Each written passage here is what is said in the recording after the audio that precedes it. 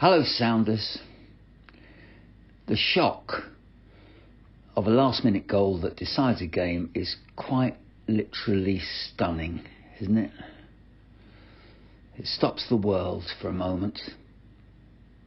When Ogilvy missed the header, I remember hearing myself groan. And then, almost in slow motion, the unstoppable, inevitable fact: they scored a winner, and we had nothing. The helpless despair of that moment makes us curse our fate.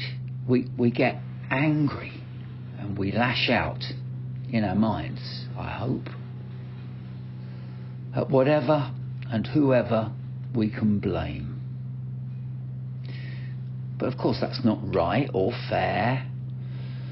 So I'm going to try and be fair now, Sounders, and pick my way through the events at Coventry and my thoughts as things unfolded. We'll start off, of course, with the team. So a couple of changes. Devlin and Ritchie out. Waddingham and Oshish in. I can understand that. Ritchie has been playing an awful lot. He's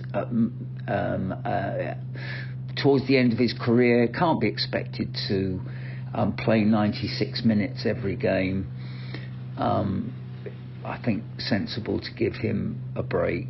And Devlin, is more suited perhaps to the Millwall game than to Coventry. We'll see about that as the game unfolds, but I could understand him being left out as well. And indeed, if you think about it, John Mousinho has to do something, given our away record. It's dismal.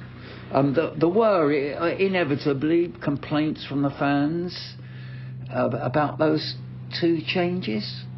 Why do they bother?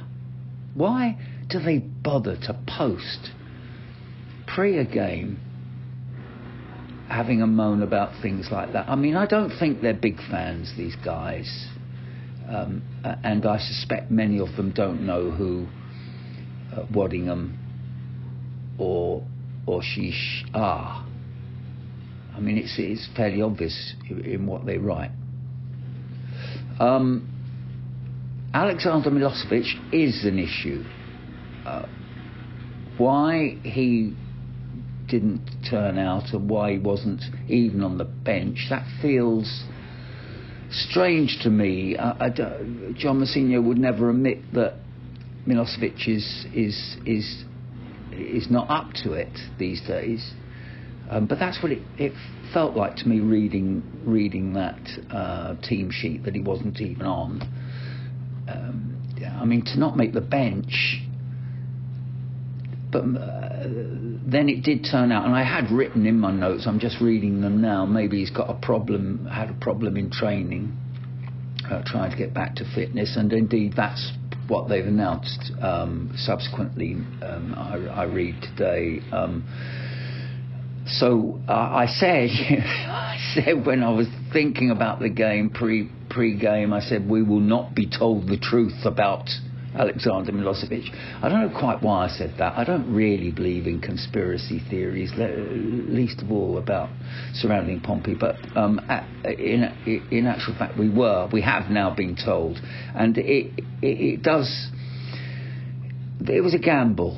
Alexander Milosevic, the signing of, was a gamble, and it made sense. In fact, it appeared to be wise, but after the event, it's not so clever, simply because it's very harsh to expect a guy of his age to be able to adjust to another season soon after the one he's just finished has finished, and at a different club and in a different country. It's perhaps asking a bit too much, and it may be now the big question mark is whether we ever see him playing in a Pompey shirt at all. So The other thing that I read, or did I hear someone say on the television anyway, that Frank Lampard, had 16 encounters against Pompey as a player, and he won them all. That's quite extraordinary. That's an extraordinary record and quite depressing. And now he was coming up against us as a manager. I thought in the first half we played well. I thought Pompey looked as dangerous as Coventry did, if not more so.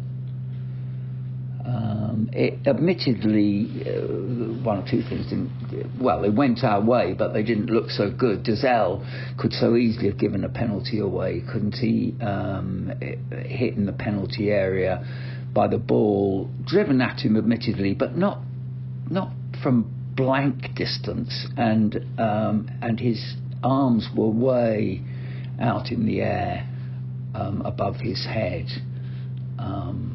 As one of the commentators said, he almost caught it. He was quite fortunate, really, to get away with that. I think we would have been very upset if we hadn't got a penalty in that situation. Random thoughts for you as the game went on. I thought Waddingham started well. We'll talk more about him later, but he looked strong, and he was holding the ball up successfully. There was a notable, very good corner won by Bramall and Murphy. That combination, I'll talk again about that later, but it looks a very promising one. And the flat corner that Murphy played in, he doesn't always make his corners correct, and that's because it's very difficult to produce a flat corner that does actually reach the centre of the goal. This one did. The reason that it needs to be flat is because we don't have skyscraper defenders, or indeed any players on the field who are skyscrapers, certainly compared with Coventry, and so you can't have loopy balls. They have to come through pretty flat. This one did. Poole got a head on it. He's very brave in the air. And he hit the bar, you know what it's like. You think how that could change the game, something like that going in. Anyway, it didn't. What other notes have I got here? I'm just looking.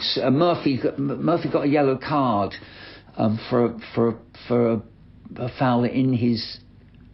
In the attacking half of the pitch, and I'm not sure that's a good idea. I'm not sure that's necessary, that Murphy needs to take a card in that sort of situation, so far away from our goal.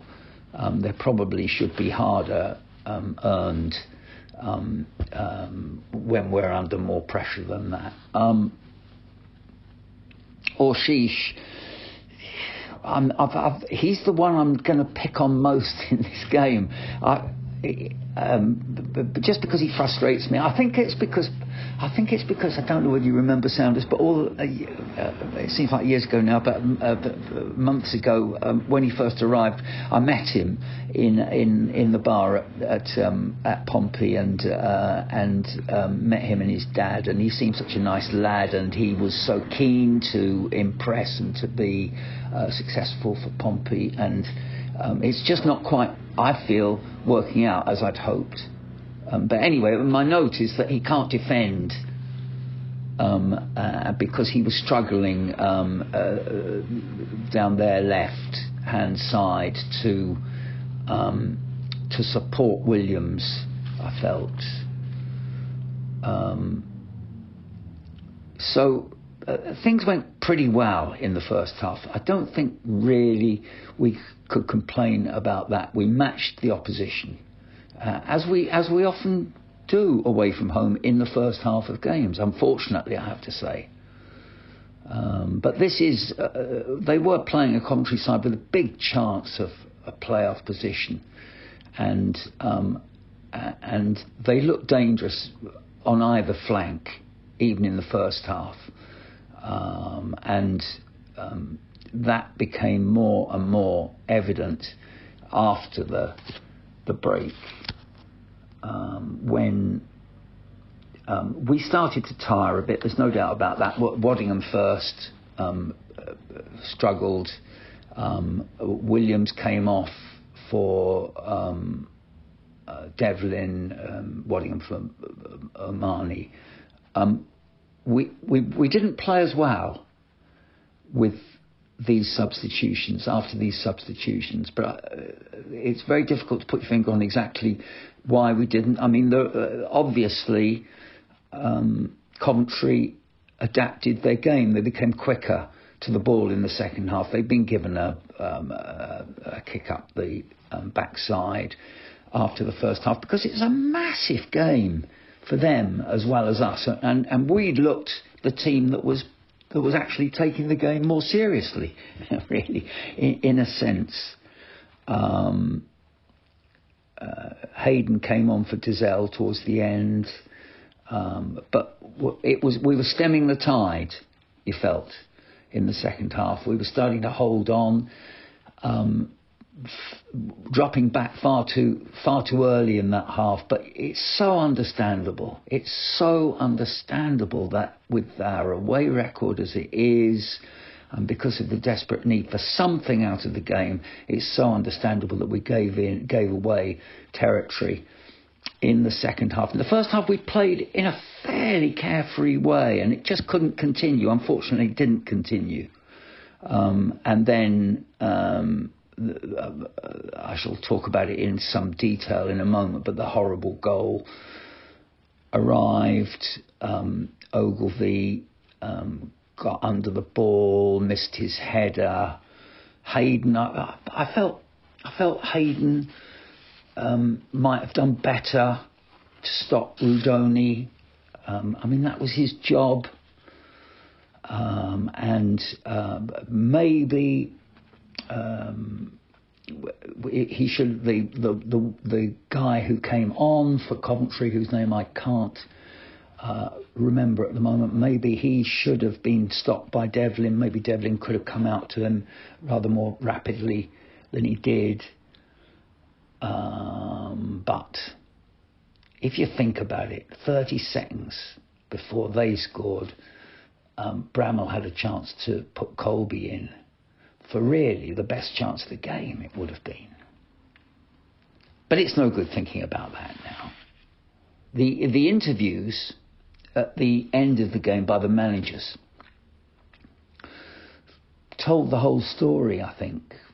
I mean, Lampard was so relieved. The guy's not been a successful manager thus far. And it shows a bit in his demeanour, I think. He was so grateful, so relieved that his substitution worked. I mean, he obviously doesn't rate that guy, otherwise he would have started him. But he brought him on, and suddenly he was Lampard's hero, and quite reasonably, because he finished really well. But the tension in that goal released from the manager and the players and the Coventry fans showed how the dream of a playoff place is massive for them, and all they can hope for at this stage is to get into that playoff group. It's a massive prize, and Pompey have frustrated them for 94 minutes and 50 seconds, and then bang, it all went off for Coventry. For John Mousinho, the reverse. The horror of defeat in the last minute. The third away defeat in a row after 85 minutes. It's a really destructive business, and it makes everyone angry. And as I said earlier, and John Mousinho lashed out, surprisingly for him, but he lashed out at Conor Ogilvie. I mean, I suppose inevitably he'll be toughest on his centre-backs, simply because he was one. He knows that job inside out. And he simply couldn't understand how Ogilvie could miss his header. The goal indeed was coming from that moment. You could feel it. I felt it. You could question why other defenders didn't compensate for that missed header, but they were just slightly out of place. The direct mistake was made by Ogilvie. I don't think we can blame Hayden, Bramall, Devlin too much. We were in trouble once the header missed completely. But interestingly afterwards, some of you will have seen him, heard him, Tim Sherwood, who was the Sky pundit looking at the Pompey game. He tried to point out that Ogilvie, first of all, Ogilvie had won everything all night. And secondly, he was defending at that particular moment with the Coventry centre-back, a much bigger man, but a man that he hadn't actually been marking throughout the game. So he hadn't really had to make all that. It was almost a different opponent for him, and it may have sparked in him some worry. Inevitably, it did. And he lost his head and he lost the header. But he's been our best defender for weeks, as Tim Sherwood pointed out, and he sort of he said that very sympathetically towards John Mousinho, because he recognises, because he's been there himself, Sherwood, that John Mousinho was devastated.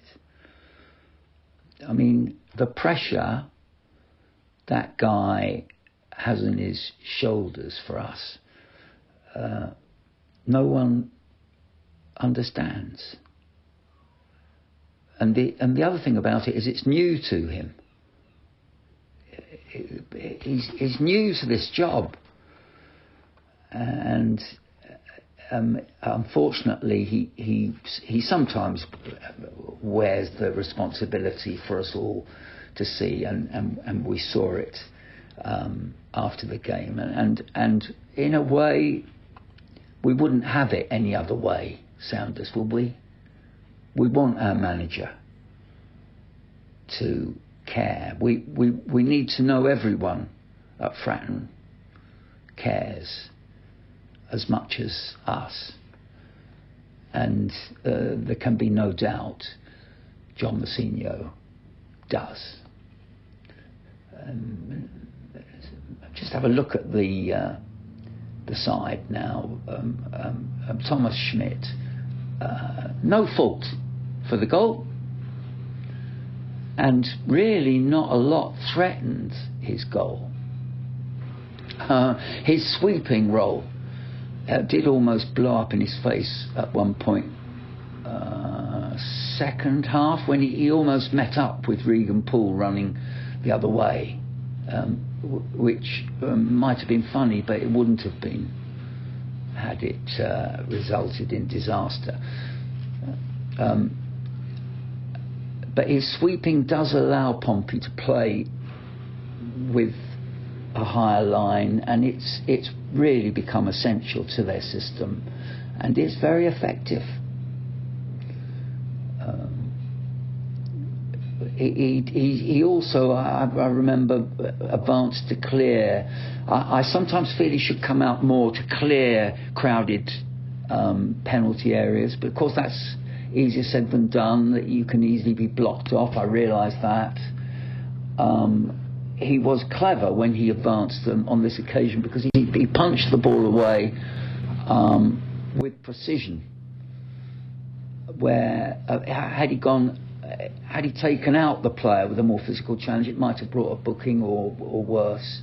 So I think his judgment's pretty good. He's a pretty cool guy.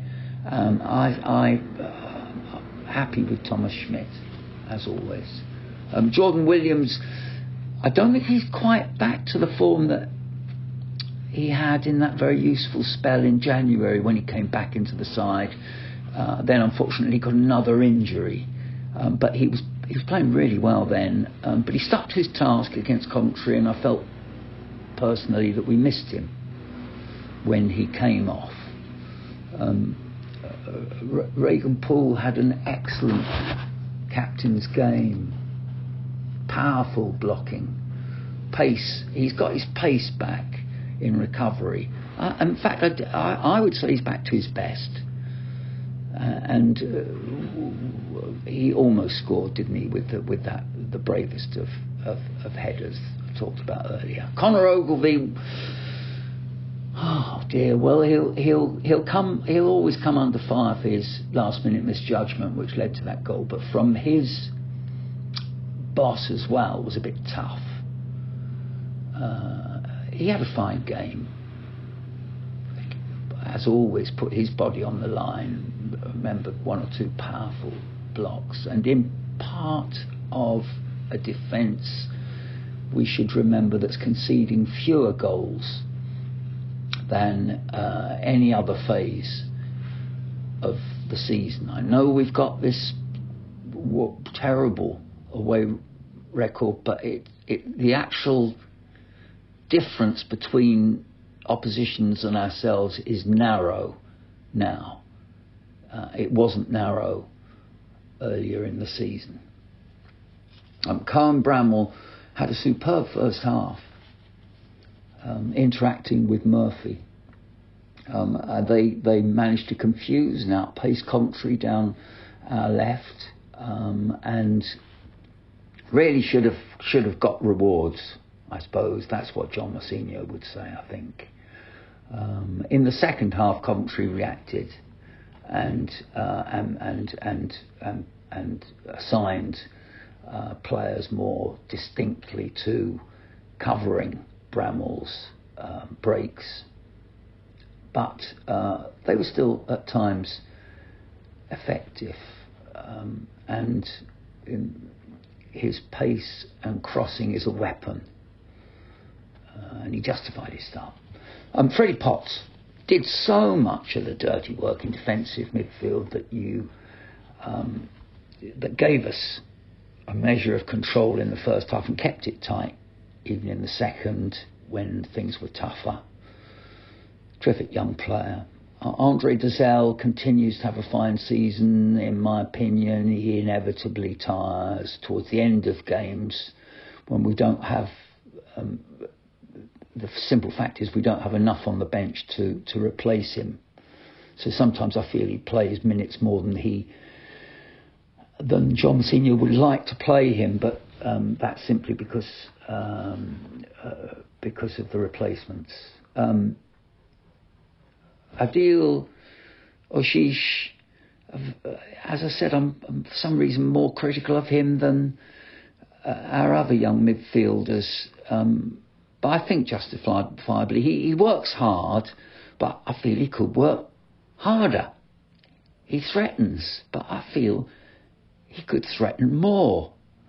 He's talented, but I feel we should get more from that talent. But he's a good player. Of that there is no doubt. Josh Murphy, incidentally, I do think Oshish probably will go home unless he can turn it on from now to the end of the season. I think he'll probably go back to Sunderland after the loan finishes, and we'll probably let him go, which would be a shame. But that's what I think. Josh Murphy had another really good first half. His threat and combination with Bramall, as I've said, is growing. Is a growing feature of Pompey's play, and on this occasion he couldn't make a goal out of the few chances that fall to you in an away game like this. And he tired as any human would, because he works really hard. Thomas Waddingham made a surprise first start for Pompey, and I thought he did well. Alongside Colby, he showed pace and power, and for a time made life uncomfortable for Coventry's big central defensive pairing. But understandably, I suppose, he found the pace of the game demanding, and you could actually see early in the second half, beginning of the second half, his legs were heavy. He couldn't get around the park as he had been in the first half. And it was surprising that early in the second half, but he is a young man, he's new to... he'd never started before for Pompey. I thought he was promising, let's put it that way. Promising young man. And we missed him, actually, when he came off. Colby Bishop has always led the line with persistence and courage. Had half chances, could have been put in by Bramall 30 seconds before they scored. Dear, oh dear, don't like to think about it. But no blame attached to Colby Bishop for this disappointing result in my book. I've talked about the substitutions. Devlin did look uncomfortable when he came on. I think they played on him. I think they felt that they could get round him. He didn't let them get round him all the time, but he did look a little bit vulnerable, Devlin. More vulnerable than I've seen him look in the past few weeks when he's come on in that right backish position. It may not be his best position, although, as we all know, he can play anywhere. Sounders. Hayden, don't think makes the mark that he should when he comes on as a sub. And Omani was a little bit disappointing. I felt he could have led the line with given more than he did. But again, he's probably not getting enough minutes, maybe, to really feel comfortable in the side. Just a word before I finish about the tactics Pompey employed or didn't employ, as some would suggest, to see the game out. When you're on the run they are, and you're without a Fratton Park crowd behind them, and that's no reflection on our away support, because it was magnificent yet again. In Coventry. Extraordinary, actually, turnout, really, for a midweek night game. Extraordinary. But when you're under the cosh, when you've lost late goals so often, and the coaches have talked exhaustively about what has to be done to stop that disappointment, the press on tired bodies is so hard to sustain, and when you've got all this pressure on those bodies, and more importantly the tired brains, then things can go wrong. This isn't an excuse. This is a fact. Tired brains don't react speedily, and they don't remember all that they've been told and all that they've rehearsed. Just thinking for a moment about Cohen Bramall's, that had he completed that final lung-bursting run he made in the 94th minute, a superb run, the sort of run that you've got to have when your back's against the wall and you're trying to see time out. He carried the ball so far, but had he carried the ball to the left corner flag, I would suggest to you we would have got a point. But Cohen Bramall saw the chance for 3 points. And reasoning is impossible in a stressful moment such as that. And he went for goal. No one should blame him for that. He would have been the hero of Fratton Park if he'd clipped that one in, or indeed laid it off to Colby Bishop. So it's too easy to sit in an armchair at home and moan about the shortcomings of our seeing the game out. It's too easy. It is hard. And for Coventry, it was 3 points or bust. So we were up against it. And now, John Mousinho will bounce back. Disappointment will be rejected. Onwards and upwards. And so with the team. As Captain Poole said after the game, we're a lot better team than we were a few months ago. Let's none of us forget that. They must prove it, though, in the remaining 5 games. And as they do that, we'll confirm our support, as we do, till we die. It's what we say, Sounders. Play out, Pompey.